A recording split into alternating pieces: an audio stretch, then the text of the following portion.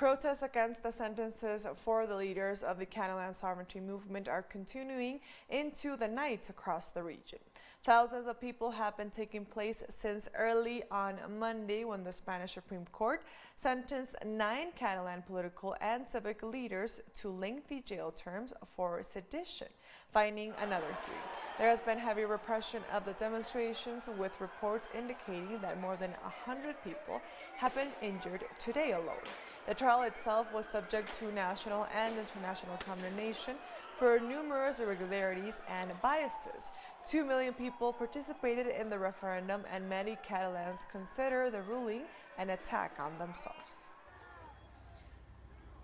Hundreds of demonstrators are blocking roads across Catalonia late into the night to protest against the ruling and calling for independence. They are chanting, "Not one step back," and "The streets will always be ours."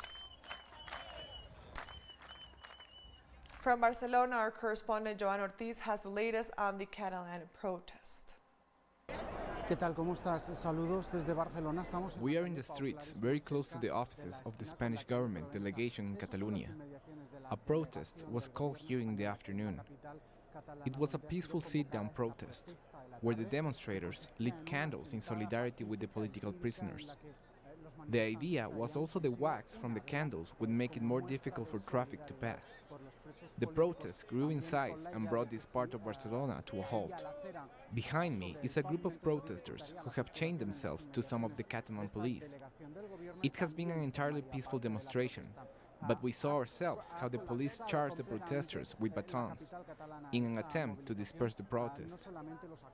But we have seen on social media that such repression is not only going on here, but also in other parts of the city.